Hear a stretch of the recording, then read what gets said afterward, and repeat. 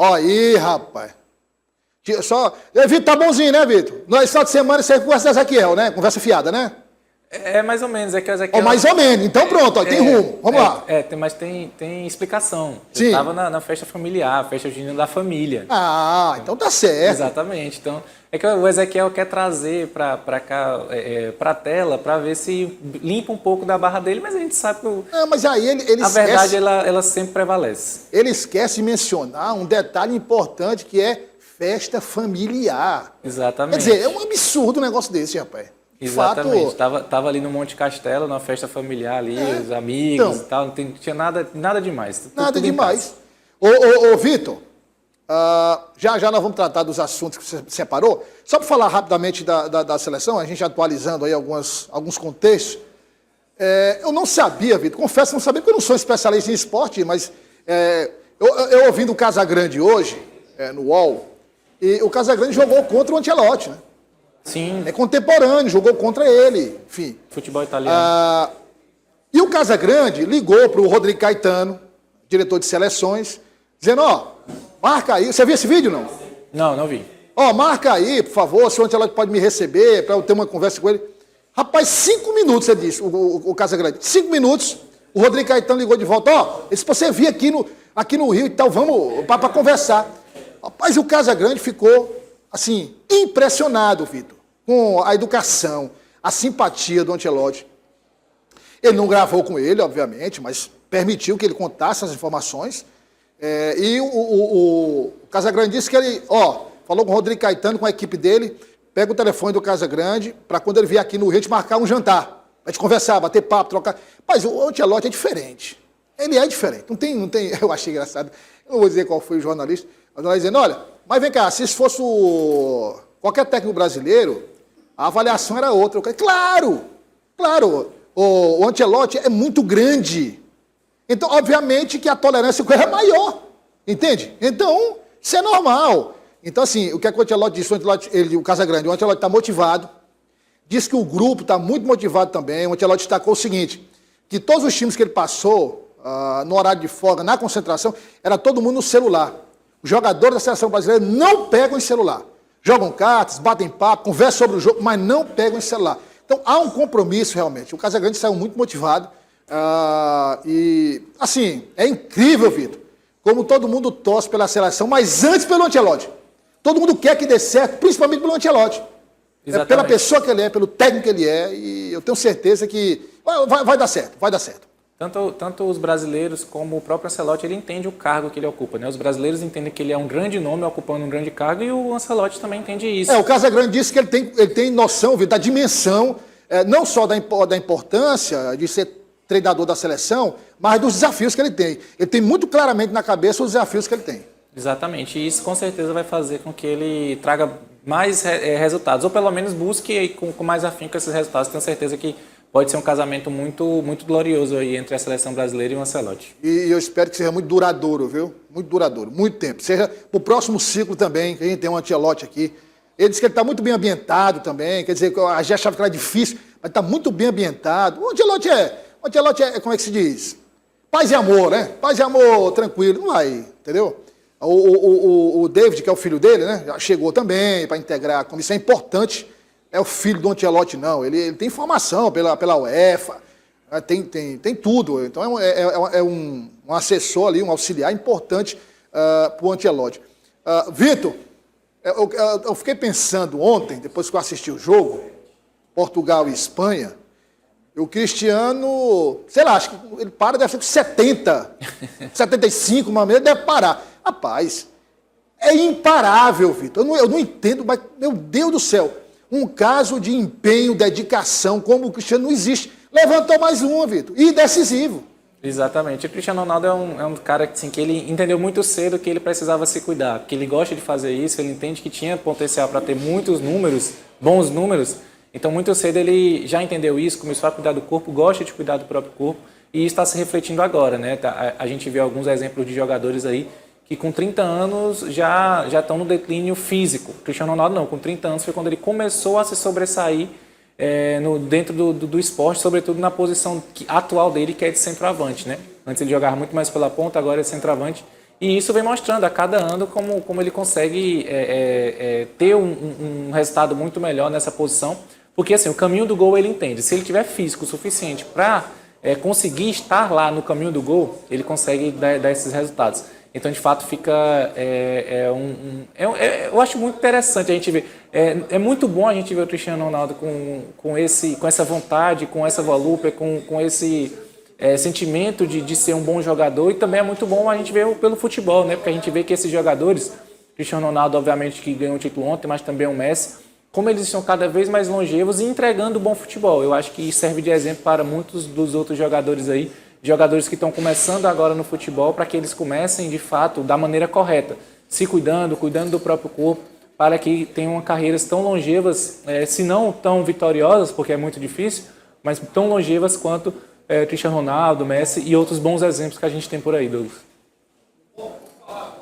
Sobre o Piauí, nossos assuntos de hoje, o primeiro deles é sobre dados do IBGE, do Instituto Brasileiro de Geografia e Estatística, que traz um recorte interessante, que o Piauí se destacou nacionalmente pela redução de pessoas que viviam na extrema pobreza, Vitor.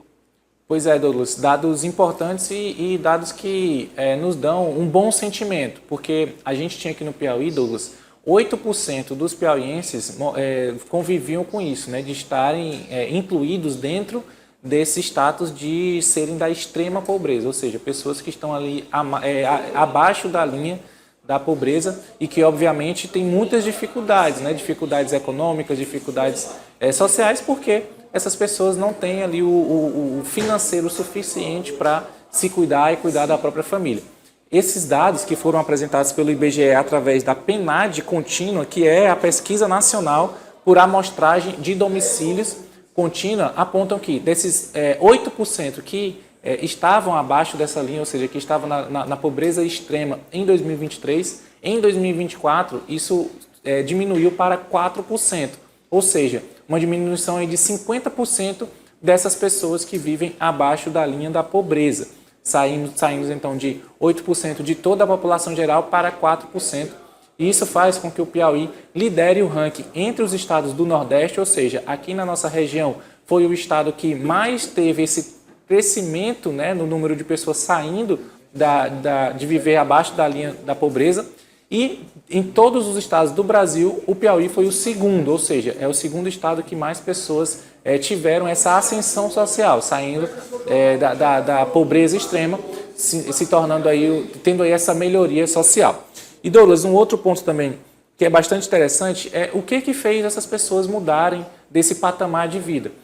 De acordo com a PNAD, o Piauí também foi um dos estados que mais teve novos empregos formais, ou seja, pessoas que passaram a estar empregadas através da CLT. E isso, obviamente, repercute também dentro dessa margem, né? As pessoas estão cada vez mais inseridas no mercado de trabalho e conseguindo sair dessa pobreza extrema.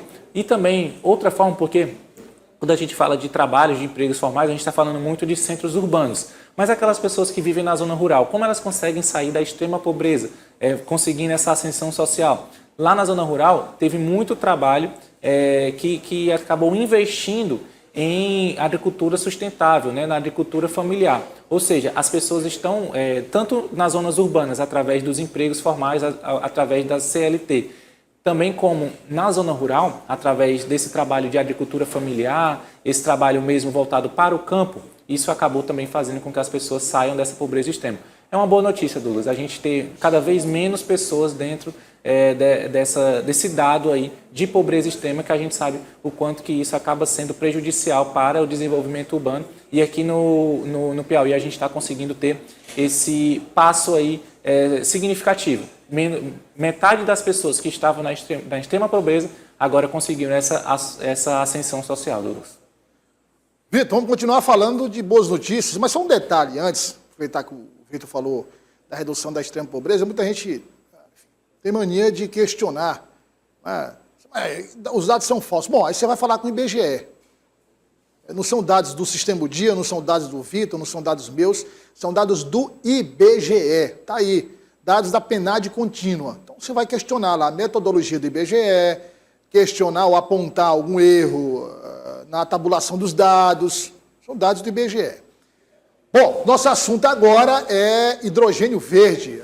A primeira usina de hidrogênio verde inicia obras no litoral, Vitor. Boa notícia, né? Exatamente, Douglas. A gente vem falando sobre hidrogênio verde, né? O governo do Piauí, sobretudo depois da chegada do governador Rafael Fonteles, vem colocando o hidrogênio verde como uma das prioridades do seu governo para que, de fato, essas usinas possam chegar ao Piauí, fazer com que o Piauí se torne uma referência na produção de hidrogênio verde e, claro, trazendo benefícios, trazendo mais investimentos, trazendo mais dinheiro para o Piauí.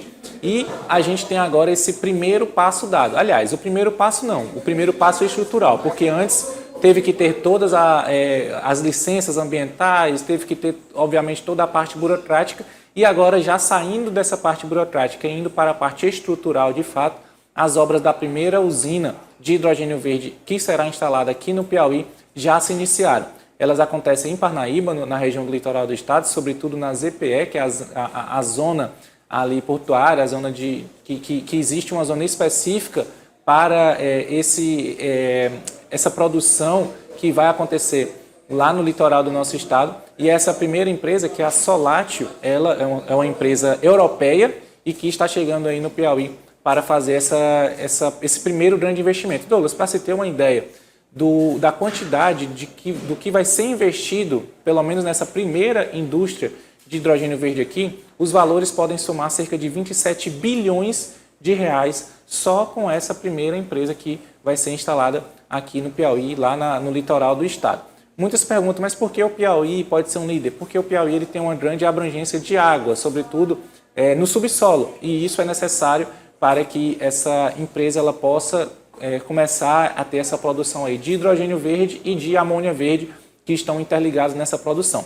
Nessa primeira fase de construção da empresa, que vai ser a Solatio, que está chegando aqui no Piauí, pelo menos 2.200 pessoas já estão empregadas, ou seja, já tem esse benefício aí do início dos empregos que estão sendo gerados através dessa construção que vai ser aí a primeira usina de hidrogênio verde aqui no Piauí. E Douglas, depois que ela tiver de fato instalada, os dados, eu tenho até os dados aqui na pesca para a gente poder dar os dados corretos, depois que tiver tudo instalado, em apenas um ano, a usina produzirá 400 mil toneladas de hidrogênio verde e 2,2 milhões de toneladas de amônia verde por ano em sua capacidade total. E isso atende uma demanda que é crescente, tanto na Europa como na Ásia, também na África, para novas energias renováveis, porque a gente sabe que essa questão energética já é um problema atualmente no mundo atual